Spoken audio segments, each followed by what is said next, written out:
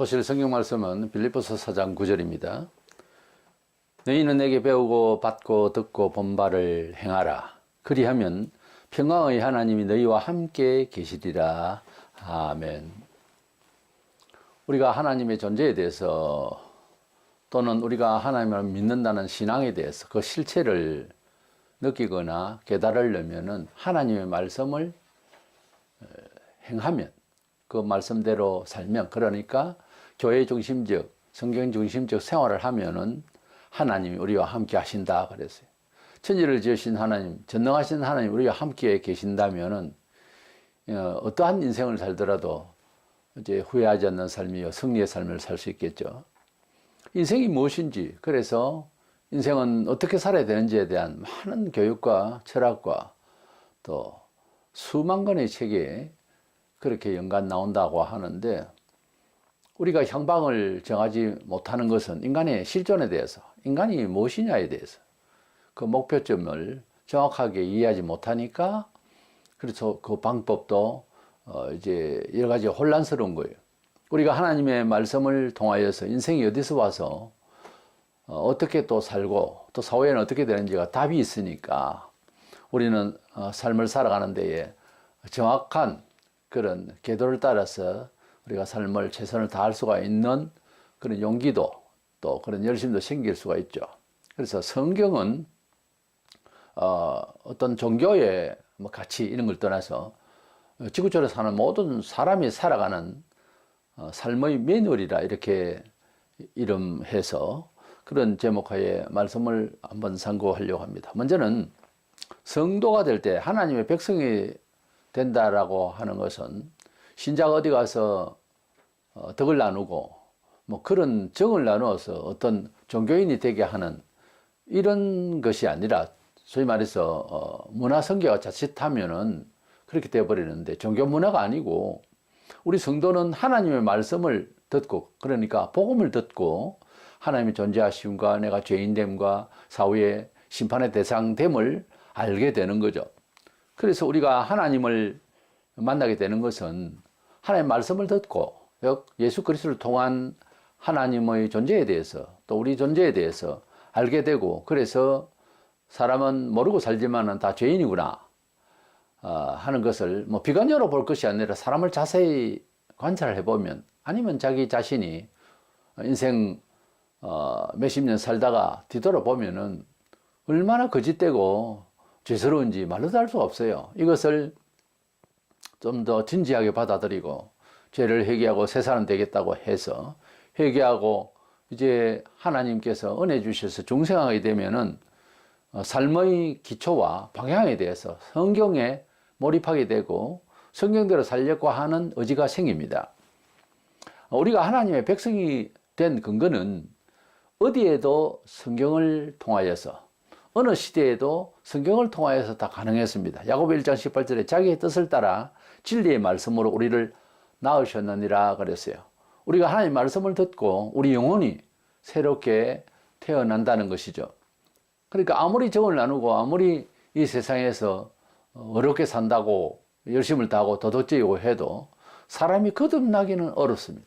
예수교 없이도 얼마든지 도덕이나 윤리 또는 반성 같은 것이 우리 사람에게는 필요에 의해서 다 그렇게 되었지만은, 그러나 하나님을, 천지를 지으신 하나님을 만나기까지 눈이 열리지는 않았습니다. 하나님 말씀을 통해서 우리가 하나님을 만나게 되고 진정한 구원을 알게 되고 인생만이 이제 정립이 되는 거죠. 성도가 된 것은 어떤 기독교 종교 문화 속에서 종교인이 됐다라고 하는 것이 아니고, 하나님의 말씀을 통해서 하나님을 만나게 되었고 진정한 인생관이 설정이 되는 겁니다. 우리가 하나님의 말씀을 많이 듣는데 어떻게 하면은 하나님의 말씀을 듣고 이제 하나님 백성이 되고 또 하나님과 동행하게 되고, 우리가 소위 사회적으로는 기독교 종교인으로서 특혜를 어떻게 받을 것인가, 종교적 효과라고 할까요? 어떻게 하면 될 것인가, 교회를 일단 출석을 하면서 예배를 드리고 하는 게 기본이겠지만은, 왜냐하면 하나님 말씀을 제대로 깨닫기 위해서요. 그런데 중요한 것은 요한복음 7장 17절에 사람이 하나님의 뜻을 행하려 하면 이 교훈이 하나님께로부터 왔는지 내가 스스로 말함인지 알리라 그랬습니다. 하나님의 말씀을 실행을 할 때 가령 원수를 사랑하라. 남의 죄를 용서하면 내가 너의 죄를 용서하겠다. 그러면 내 죄를 용서받기 위해서 남의 죄를 용서하라고 먼저 성경은 말씀하고 있어요. 하나님이 우리를 용서하신다는 데서만 뭐 부르짖고 고백하고 그게 중요한 게 아니고 우리가 죄 사함을 받으려면 남을 용서하는 매일 용서해야 되겠지만 한 번이라도 좀 용서해보는 그런 시간이 필요합니다. 그랬을 때 우리 영혼이 하나님의 그 사랑과 용서를 체득을 해요. 원리가 그래요.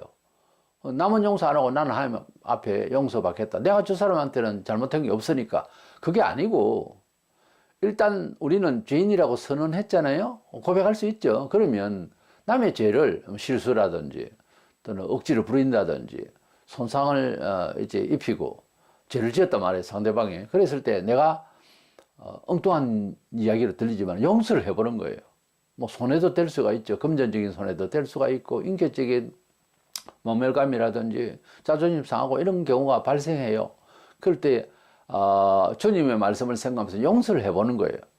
그러면 내가 하나님 앞에서 죄 사함을 받는 것을 체득하게 됩니다. 그것저것 없이 믿습니다. 이건 좀 그래요.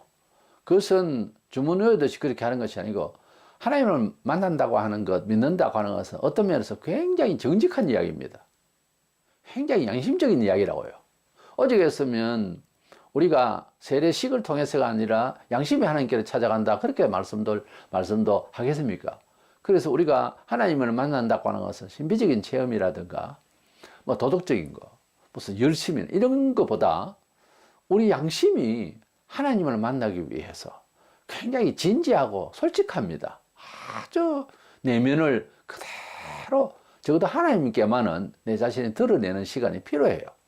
그랬을 때 하나님 그렇게 멀리 있지 않습니다. 아주 조용히 이슬도 오래 맞으면 옷이 젖어요. 이슬처럼 그렇게 날이다가 정말 하나님을 만나게 되면 단비처럼 내리고 소라비처럼 내릴 수가 있어요. 그런 은혜를 받는 그 시작이 아주 안개비처럼 그렇게 정말 하나님 앞에 조용히 자기를 돌아볼 수 있는 그런 시간이 많이 이제 연습이 되어져야 되겠고, 그래야 어디에 부딪히거나 화를 낼 일에도 좀 참을 수 있는 저력이 생기지 갑자기 하나님 말씀이 생각나지 않지 않습니까? 그리고 지축이 흔들리거나 전쟁이 터지거나 하면 막 본성대로 살게 돼 있어요. 그러나 미리 기도하고 자기를 좀 부정하고 하나님 말씀대로 살려고 많이 노력한 사람은 그렇지는 않습니다. 우리 형제들이 어떻게 낙심 하나 둘러보기도 하고 평신도라도 그만큼 영적인 차이가 있는 거예요. 그런 영신으로 사는 것하고 나 자신만을 위해서 이기적으로 사는 것하고는 어떤 상황이 탁 터지면은 그렇게 흥분할 수가 없습니다, 사람이. 아주 위급한 상황이 되어 있을수록 형제를 생각하는 사람이 하나님을 잘 살아가는 사람으로 그렇게 성경이 그렇게 표현하고 있어요. 근데 이 성경 말씀을 어떻게 하면 잘 이해할 것인가 하는 것은 여기에 말씀한 대로 행하려 하면, 하나님의 뜻을 행하려 하면 이 말씀이 신의 은총의 말씀인지 아닌지를 알게 된다는 거죠. 그 하나님의 음성이라고 하는 것을 산에 가서 듣고 기도하다 듣고 그것이 아니고 하나님의 말씀을 기록한 성문화되어 있는 것이 성경이 하나님의 음성이에요. 이 음성이 음성으로 정말 울림이 있어야 되는데 그게 문제잖아요. 이것은 행동을 해보는 거예요. 사랑에, 충성에, 봉사에, 열심에, 하나님 중심, 교회 중심의 이 삶을, 즉 기독교 종교 문화 속에서 열심을 다해보는 거예요. 먼저 믿음의 선배들의 행위를 통해서, 말로 통해서 듣고 보고 하면서 따라 해보는 거예요. 그러다가 보면은 이것이 정말 참된 진리가 맞겠구나 하는 것을 체득하게 됩니다. 그렇지 않고는 금방 몰라요. 사실은 하나님의 말씀을 많이 듣고 그리고 행동을 해볼 때 그때에 오늘 읽은 본문처럼 너희와 함께 하시리라 그랬습니다. 그러면 하나님께서 우리와 함께 하시면 뭐 모든 문제가 다 해결되는 거죠. 그렇게 되려면 하나님 말씀대로 살아봐야 된다는 거예요. 우리가 예수님을 생각할 때 어떤 종교 교주라든지 또는 선지자라든지 여러 사람들의 이야기가 있는데 정확하게 신학적으로 말하자면 성자 하나님이세요. 신분상으로는 하나님의 아들이시지만 그 능력과 목적과 모든 능력의 그 내용이 하나님과 똑같이 역사하셨어요. 그래서 성자 하나님이라고 부릅니다. 왜냐하면 예수님께서는 아버지께서 내게 모든 능력을 주셨기 때문에 내가 그대로 행한다, 이렇게 말씀하셨기 때문에 나와 아버지는 하나이니라 라고 직접 말씀하셨고 했기 때문에, 즉 하나라고 하면 하나님과 동등하다는 거예요. 비슷한 게 아니고 동등하다는 거예요. 모든 능력을 다 입었다는 거죠. 그래서 예수님은 우리 눈에 보이는 성자 하나님이세요. 근데 하나님의 말씀을 우리가 받을 때에 유대교식으로 말하자면 구약의 내용으로 보면 하나님이 위엄의 하나님으로 이렇게 보이잖아요, 좀. 그래서 심판의 하나님을 우리 이방인들은 그렇게 보이는 거예요. 근데 구약을 자세히 보면 원수를 사랑하는 말이 구약에 나와요.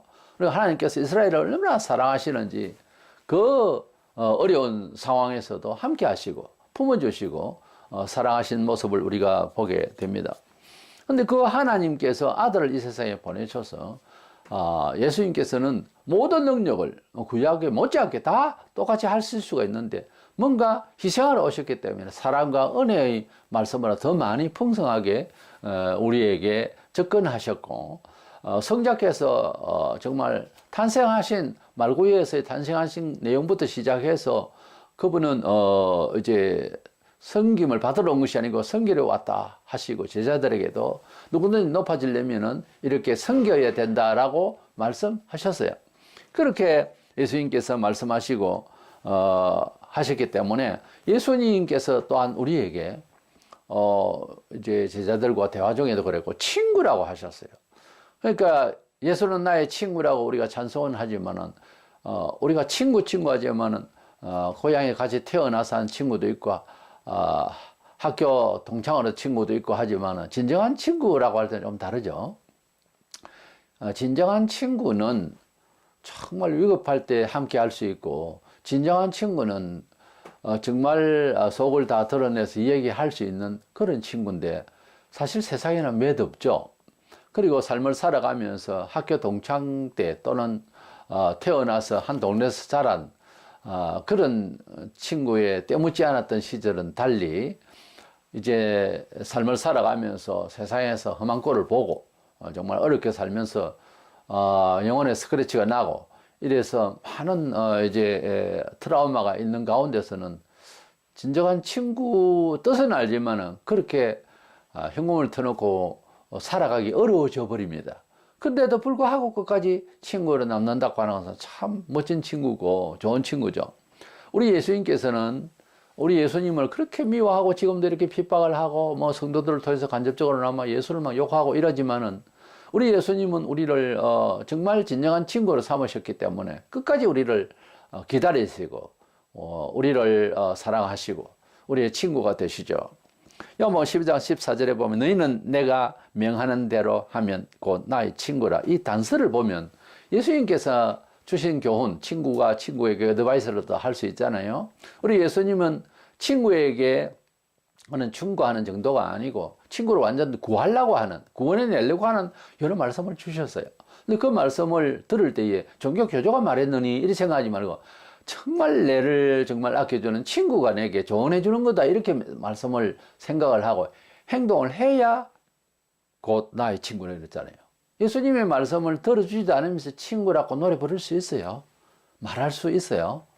우리가 어디에서나 뭐 하면 저 사람 나 친구입니다 이렇게 할 때에 그 친구가 잘 돼 있거나 또는 내하고 소통이 돼서 있으면 난 내 친구입니다, 정말 둘도 없는 친구입니다, 이렇게 남에게도 이야기를 할 수가 있지만 그 친구라는 사람은 분명히 같은 동네에 태어났고 같은 동창이고 하더라도 그 친구가 아주 나쁜 짓을 해가지고서 가령 뭐 사회적 지탄을 받는다, 저 사람 내 친구 말하기 싫죠.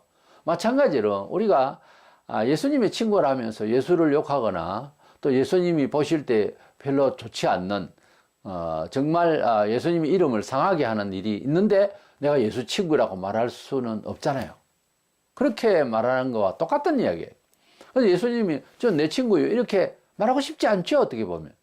그런데도 예수님은 우리를 끝까지 친구로 삼아주시고 버리지 않는다는 겁니다.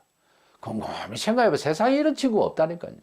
그 정도로 우리 친구 되신 예수님의 조언과 진정한 친구는 어드바이스를 정말 가슴 아프게 이야기하고 가슴 아프게 받아들이는 사이가 진정한 친구예요. 가까울수록 예의를 다하고 우리가 참 친구는 마음 놓고 그 친구야 그건 잘못된 거다 생각을 잘못하고 있는 거다 하면 그렇지 이 점이 내가 참 나쁜 점이야 한번 고쳐볼게 미안하다 이게 좋은 친구예요.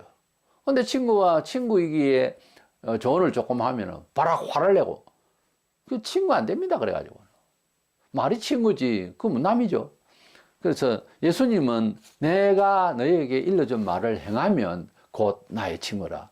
그렇기 때문에 이 선을 분명히 지켜야 됩니다. 그렇지 알면서 친구다 하면은 예수님 욕 듣기는 거죠.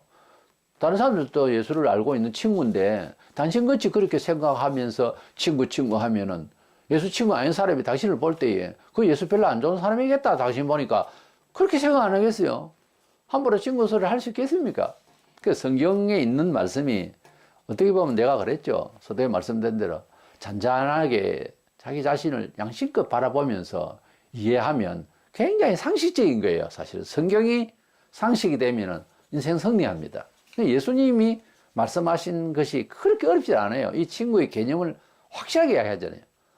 이 세상인 친구도 말 안 들어주는데 뭔 친구입니까? 예수님의 말씀을 잘 듣는지. 그래서 예수님 우리에게 친구를 하셨으니까 감히 그렇게 말할 수는 없으나 혼자는 잘못했으면 친구야 미안하다. 친구 말 들을게 이제부터 이런 사이가 돼야 된단 말이에요. 그럼 예수님께서 그래 친구야 네 연약한 줄 알지? 이렇게 안 나오겠어요. 그것이 회개라는 겁니다. 그래서 우리 친구 예수님의 참 좋은 친구가 되기를 원합니다. 두 번째 생각하는 것은 우리가 이 세상에 살아가면서 진정한 삶의 철학이 무엇인가? 여러 학문이 추구하는 것이 바로 인생관이고 그리고 삶의 참된 행복관인데 그 주제는 결국 성경에 있다는 거죠. 성경은 삶의 전체적인 통합적인 매뉴얼이에요. 예를 들어서 수백 년 전에 오늘의 이런 AI가 이제 앞으로 사람을 대신해서 할 일이 참 많은데 이런 문화를 앞으로 이제 우리가 당할 것이다라고 한 100년 전에 이야기하면 정신병자를 할 겁니다. 우리가 무관심하거나 비난까지 하게 되고 예측할 만한 전문학자가 미리 이루어질 일에 대해서 이야기를 하는데 학습량이 부족한 일반인들은 이것이 파악하기에 이제 수용하기에는 너무 한계를 느끼기 때문에 그냥 그런 게 없다든지 화를 낼 수밖에 없죠. 그래서 예지력이 없으면은 항상 뭐랄까 자가당착에 빠지거나 당합니다. 그래서 항상 앞을 내다보는 사람이라야 어떤 면에 있어서는 내세가 천국이 있고 또 지옥도 있다는 것을 알기 때문에 이거는 예지력이 어떤 면에서 그러니까 대책을 하는 거예요. 예수님을 믿어야 된다. 이렇게 되는 것 같이 앞날을 바라볼 수 있는 그러니까 관망하는 영역이 넓고 멀수록 그렇게 우리가 빛나는 삶을 살 수가 있는 거예요. 요한복음 13장 7절에 예수께서 대답하여 이르시되 내가 하는 것을 네가 지금은 알지 못하나 이후에는 알리라. 우리가 주님께서 말씀하신 것을 제자들이 받을 때에 이해 못한 부분을 우리가 볼 수가 있습니다. 내가 지금 하는 말을 지금 너희들은 깨닫지 못하지만 나중은 알리라 그랬습니다. 다시 말해서 우리 사람이 가지고 있는 인지력이 부족해서 물론 아는 만큼 행동할 수 있다는 말이 있어요. 일반 교육에 유치원부터 시작해서 대학을 나오기까지 공부를 하는 것이 이제 학습량이 부족하면 아무래도 삶의 처세도 둔해지고 말하자면은 아날로그식의 그 생활 방식을 가지고는 이게 자꾸 변화를 가지고 있는 이런 과학적 세상에서는 진보의 세상에서 적응하기가 좀 힘들죠. 괜히 그 자기 마음대로 안 된다고 화를 내고 이런 법이 언제든지 이렇게 하면 꼰대 소리 듣는단 말이에요. 그래서 우리가 주님의 말씀을 내가 하는 것을 네가 지금은 알지 못하나 이게 다 걸려 있는 거예요. 주로 하나님 말씀을 많이 듣고 몇 년 됐고 세례도 받고 집사 직분도 이상 받고 이랬는데도 깨닫지를 못하고 있을 때 좀 문제가 있는 거예요. 사실은 하나님 말씀을 잘못 알아들으면은 또 잘못 가르치면 문제가 있지만 바로 가르치는데도 이것을 아직 다 깨닫느냐는 거예요. 그래서 목사는 어쨌든 성경이 얼마나 우리에게 상식화되어야 될 것을 자세히 설명을 하고 노력을 해요. 그것이 목사직의 말하자면 교수 능력을 가져야 되는 거예요. 그런데 이것이 그렇게 쉽지 않아요. 알려고 하는 간절한 사람들은 빨리 들어가는데 뭐 태만하게 앉아 있고 그리고 뭐 삶을 그냥 뭐 막 살거나 그러면서도 교회는 꾸역꾸역 나오면 참 가르치기 힘들고 잘 안 들어갑니다.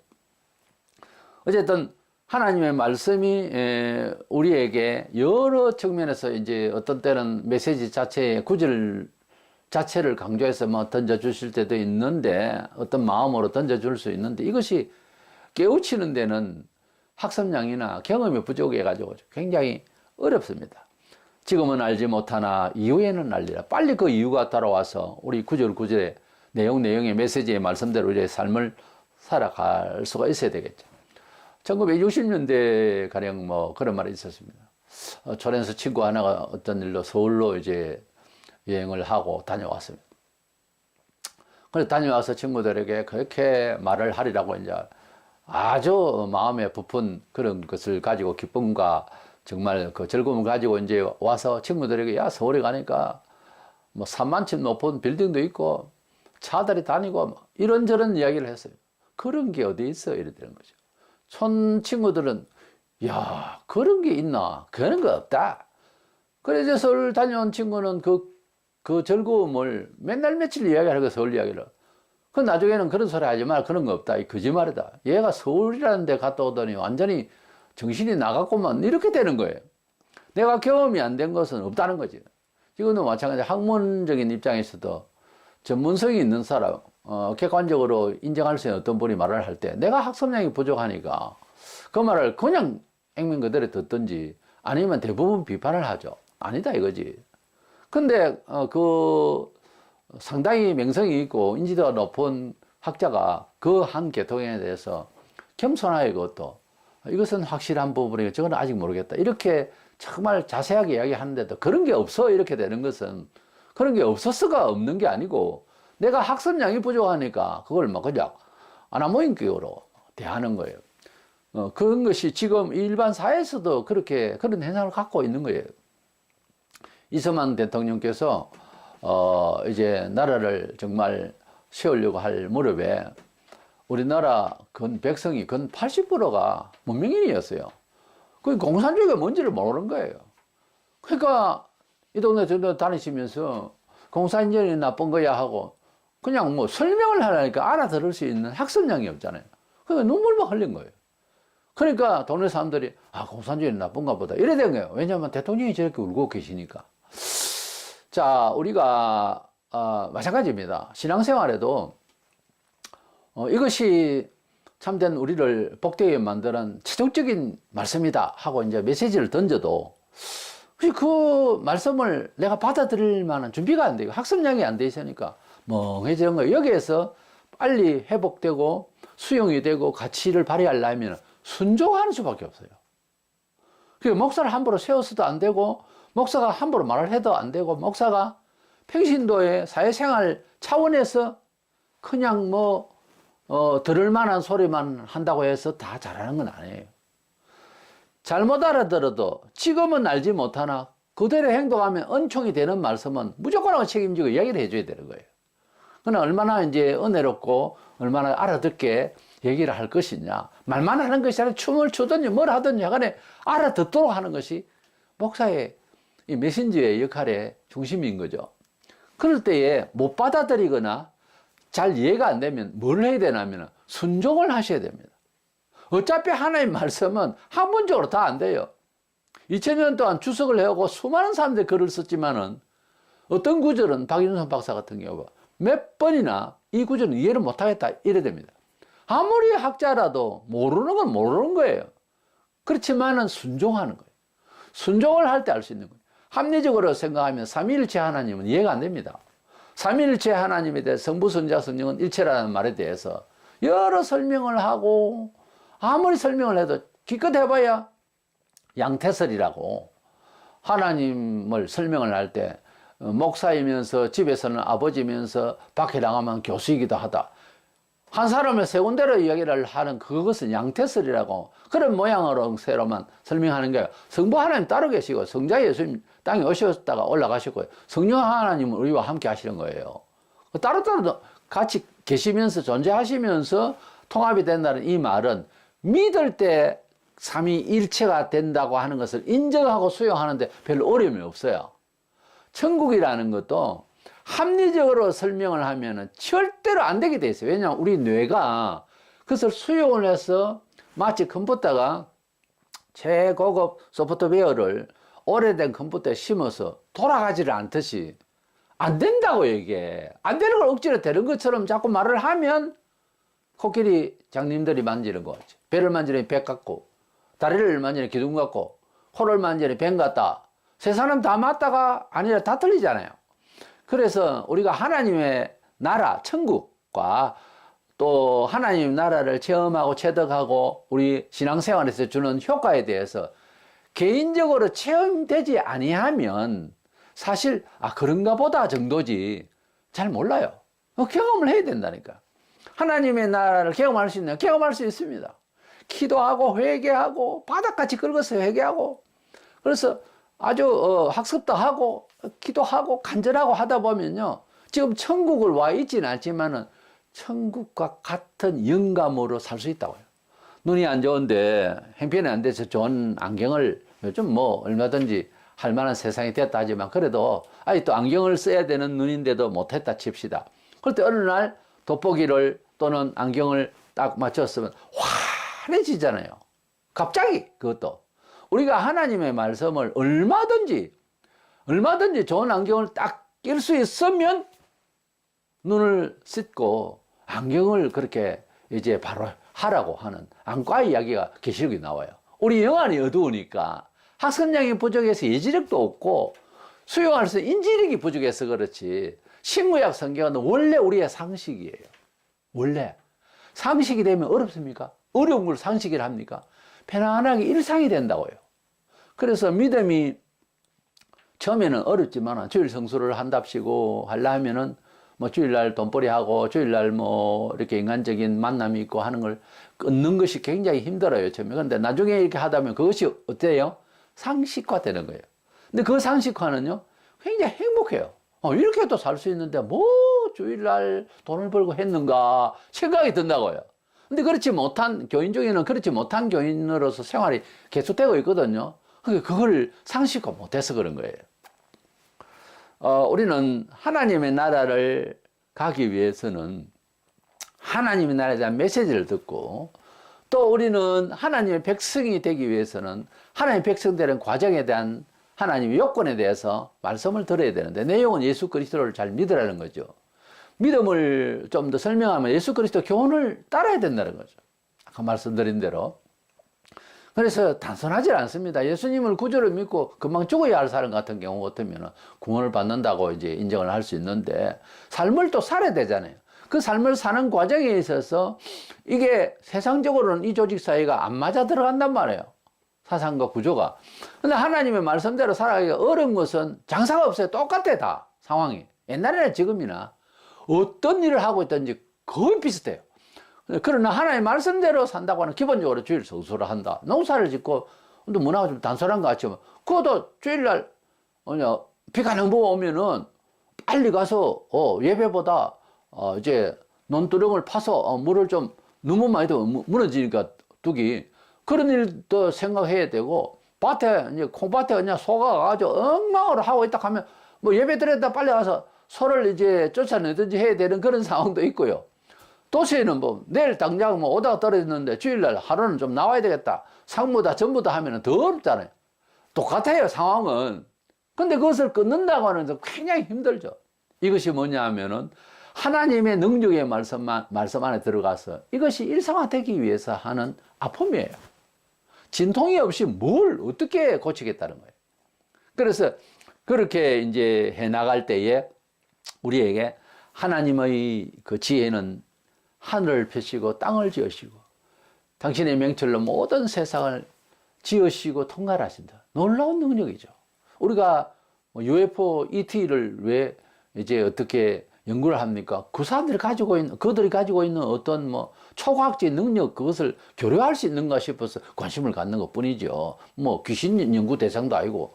그런 것과 같이 하나님의 그 능력은 만물을 지으셨다고 할 때 창세기 1장 1절에 태초에 하나님이 천지를 창조하셨느라 그 능력과 그 지혜는 어떻게 되는지를 우리가 알면 얼마나 좋겠어요. 그것이 우리에게도 조금만 부분의 일이라도 우리에게 생겨서 이 세상을 승리할 수 있다면 그거 찾아야죠. 그렇게 생각할 때에 이 성경이라고 하는 것은 결국은 우리가 아직까지 근접하지 못했고 또 수용할 만한 학습된 그런 내용이 없고 하다 보니까 순종이라는 다리를 통해서 건너올 수 있는 거예요. 건너갈 수가 있고. 그래서 순종하면서 하는 말씀을 따라가 보는 거예요. 가령 외국의 아주 좋은 곳에 이제 그 여행을 가기 위해서는 그 여행에 가서 다른 나라 타고 가려면 몇 가지 그 언어도 좀 습득하는 건 좋겠지만 일단은 그 여행지에 대한 소개를 받잖아요. 그런 여행 책자가 있고 지금은 인터넷을 통해서도 얼마든지 볼 수가 있고 그렇게 됩니다. 그래서 거기에 대한 이제 여러 가지 그 상황에 대한 이해를 먼저 하고 그 여행지를 가면 쉽잖아요. 엉뚱하게 시간을 보낸다든가 잘못된 길을 간다 이렇게 이제 안 될 수 있도록 정보를 준비를 해야 되지 않겠어요? 하나님 나라에 갈 때에 어떻게 가는지에 대해서 쪼가봐야 알지 이 사람은 아직까지 구원받은 사람이 아닙니다. 말을 그렇게 할 수가 없어요. 하나님의 나라에 대한 정보가 천국이에요. 성경이에요, 천국이. 그리고 그 천국의 삶을 앞으로 살아갈 사람이 지상에서 조금 맛보며 그래도 그렇게 살아갈 수 있는 것이 성경이고 이것이 매뉴얼이에요. 우리가 무슨 새로운 전자기기를 이렇게 샀다. 그랬을 때 아주 최신형이 되려면 그것을 다룰 수 있는 매뉴얼이 항상 따라옵니다. 매뉴얼이 없이 함부로 손대면은 또 오작동이 되거나 망가질 수가 있어요.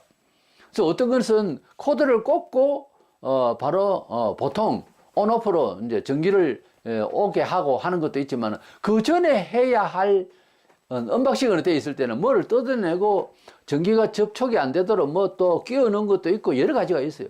그걸 모르면은 그냥 이제 상품을 이제 아주 고장나게 하거나 해서 또 애에서 받는다 그러고 그것이 다 뭔가 무식한 처사잖아요. 그게 무지한 처사잖아요. 그러니까 무지하게 되기 전에 뭔가 인터넷을 통해서 지금은 사용법에 대해서 다 나오잖아요. 하나님의 백성다움의 삶을 통하여 내가 효과적인 종교생활이 되려면은 말하자면 성경이라는 매뉴얼을 통해서 이것이 따라온 거예요. 하나님의 나라를 우리에게 집으로 분양을 받는다 칩시다. 그러면 요즘은 집들이 상당히 그 현대식으로 돼 있어서 여러 가지 이제 온라인 상으로서도 되고 소프트웨어가 막 들어있어서 집이 옛날식이 아니에요. 그러면 그에 대한 정보를 듣고 그 집을 분양을 받아야 될 것 아니에요. 천국이라는 곳은 우리가 살아갈 그 본향의 그 집은 지상에서 만든 그런 집하고 개념이 다릅니다. 완전 다른 세계예요. 그 나라에 가서 살 인격과 방식을 미리 체득해 놓을 만 하잖아요. 그래야 적응 능력이 더 좋아질 것 아닙니까? 뛰어날 것 아닙니까? 제일 잘 적응할 수 있고 영광스럽게 살 수 다 같이 살 수는 있는 사람이 최고의 정보를 가진 사람이 누구냐 이렇게 꼭 말한다면 순교자예요.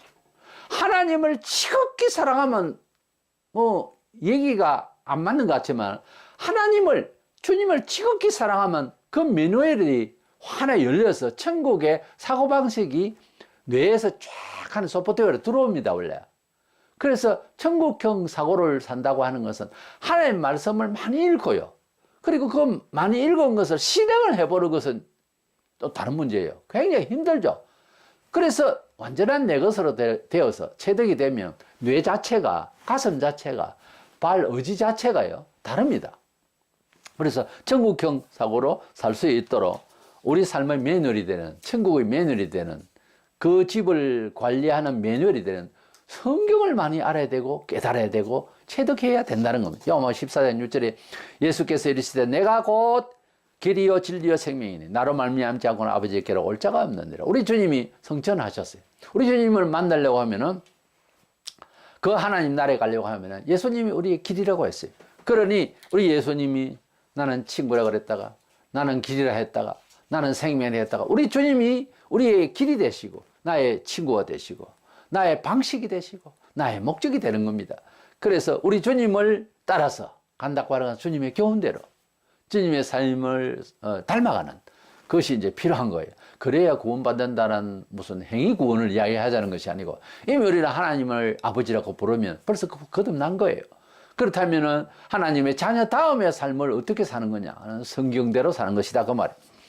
시편 107편 30절에 그들이 평온함으로 말미암아 기뻐하는 중에 여호와께서 그들이 바라는 항구로 인도하시는 도다 그랬습니다. 우리가 하나님을 사랑하고 하나님을 기뻐하면서 살면요, 우리가 목적하고 우리가 바라는 대로 우리의 능력 이상으로 그 항구에 도착하게 하는 우리의 행설하는 삶이 하나님을 기쁘시게 해드리고 하나님을 기뻐하면서 살 때는 뭐 고통도 오고 좁은 길이라고 힘들고 하지만은 그러나 우리가 꼭 가야 할 그 길을 간다는 거죠.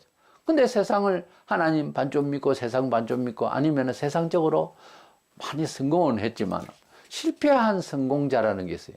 물질적으로는 성공을 하고 명예적으로는 성공을 했지만 인생을 버리는 사람인 거예요. 어떤 사람은 뭐 60이 후반까지 뭐 늙도록 그렇게 돈을 열심히 벌이지만 이제서 뭐 장가가겠다고 결혼하겠다고 이 인생 이건 벌써 7, 80%는 실패한 거예요. 그리고 잘 안 됩니다. 그렇게 돼버리면. 그래서 우리가 평범한 사람으로서 삶을 살아가면서 행복한 것이 최선인데요. 평범하지 못한 것부터 문제가 생기는 거죠. 그러나 빨리 평범 수준으로 빨리 이제 자기를 컨트롤해야 되는데 너무 돈만 찾고 명예만 찾다가 보면은 문제가 생기는 거예요. 세상에 또 학문도 그렇습니다. 이거 꼭 해야 되고 박사를 받아야 되고 또 더 받아야 되고 너무 그러다 보면 세월 다가가지고서 사실 세상에서 배우는 학문과 돈과 이것이 굉장히 편협적인 거예요. 사실은 인생 전체를 보면 큰 거를 보면 아주 한 부분일 뿐이지 사실 별거 아니거든요. 결국 다 손 놓고 가야 되는 거고 그 지식은 또 평생을 쌓아도 나중에 비판받아요. 사실은 항상 학문이라고 하는 것은 학문이라는 것이 따로 나오거든요. 그래서 우리는 참된 인생을 후회 없는 삶을 우리의 목적지를 제대로 가려면 하나님을 기뻐하고 우리가 하나님의 뜻대로 살다가 승리의 삶을 살아야 될 줄로 믿습니다. 성도의 삶은 그래서 성경 자체가 우리 삶의 지표가 되고 매뉴얼이 되어야 될 줄로 믿습니다. 우리 신약 성도들도 주님이 말씀하시고 사도들을 통해서도 소개되고 있는 믿음의 조상이라고까지 말할 정도로 정말 믿음의 기본이죠. 그러면서도 믿음의 그 기초를 이것이 믿음이다라고 보여준 인물 중에 아브라함이 있습니다. 아브라함은 하나님을 믿을 때 어떻게 믿었는가? 이겁니다. 아주 기본이면서도 정확한 믿음인데요. 창세기 12장 4절에 하나님께서 아브라함을 부르실 때 나이 75세 때에 고향과 친척을 버리고 나온나 가자. 내가 가는 대로 가자. 이렇게 이제 불렀어요. 그때에 이에 아브라함이 여호와의 말씀을 따라갔고 족합니다만 롯도 그와 함께 갔으며 아브라함이 하란을 떠날 때 75세였더라. 사람이 나이가 75세 한 동네 살았으면 고향 뜨기가 어렵죠. 왜냐하면 인맥과 그 삶의 정서라고 하는 것이 꼭 뭐 다른 데를 가야 할 이유가 없으면 대부분 그 나이 되면 갈 수가 없죠. 70년이라는 세월이 장난이 아니지 않습니까? 75년인데. 근데 하나님께서 가자. 그때는 물론 계시로만 되어집니다만. 그랬을 때 어디로 가야 되는데요? 왜 가야 됩니까? 고향을 버리고 어떻게 갑니까? 뭐 이렇게 물어볼 수도 있어요. 근데 여호와의 말씀을 따라갔고 그래서 말씀을 따라갔다고 그랬지 딴 것 없어요. 우리가 하나님의 말씀대로 산다고 하는 기독교인의 삶의 철학이 목사님 이렇게 11조 내고 주일날 달 따면 부자 됩니까? 이런 식으로 조건으로 말씀을 따라오는 것이 아닙니다. 하나님의 말씀은 곧 나의 생명이고 내 인생을 책임지시는 말씀입니다. 이렇게 확신을 하고 순종을 하는 거예요. 우리의 믿음의 조상 아브라함이 어떻게 믿었는가? 말씀을 따라갔다 그랬잖아요. 이게 말씀을 따라갔다고 하는 것은 이 말은 말씀을 무턱대고 어떤 면에서는 순종했다고 말해요. 우리가 세상에서 1등하고 싶지 꼴찌 하고 싶지는 않겠죠. 그러나 하나님 앞에서는 꼴찌 되는 게 맞습니다. 그래야 되지. 이렇게 저렇게 1등 해보려고 지구촌은 지금까지 과학을 해봤지만은 아니잖아요. 답이 없어요. 우리 하나님 앞에서 꼴찌가 되어서 어쨌든 이제 하나님 말씀대로 사람이 그렇잖아요. 전문성이 없는 사람 같으면 전문가가 말을 하면 난 꼭 필요한데 그 말을 따라줘야 되잖아요. 그 전문가가 뭐 큰 마음으로 뭐 사기를 치려고 할 수도 있겠죠. 그러나 대부분 그렇지 않잖아요. 객관성 있고 명편이 좋은 사람이 이렇게 하셔야 하면은 그분의 전문성 있는 말을 따라주는 게 맞죠. 그것은 일종의 신뢰요, 믿음이요, 순종이잖아요. 우리가 적어도 하나님을 신으로 안다면 신의 음성 앞에 뭘 따지다가 19세기부터 따지다가 교회사회에 자유주의 신학이라고 이상한 사상들이 있어 지금까지 밀려오고 있습니다. 오늘날 목회자들이 가지고 있는 이 사고방식이 사실 인간의 이성주의의 신학적 어떤 성향을 안 받은 사람이 없어요. 그래서 우리가 하나님 앞에서 일단 하나님 말씀을 잘 순종해 나가는 것이 인생 승리의 기초다 이렇게 생각을 하시고 부디 하나님 말씀을 많이 사모하고 원래는 말씀을 많이 읽고 듣고 또 지키려고 하는 그런 신앙생활이 되어서 복된 한 해가 되기를 주의 이름으로 축원합니다.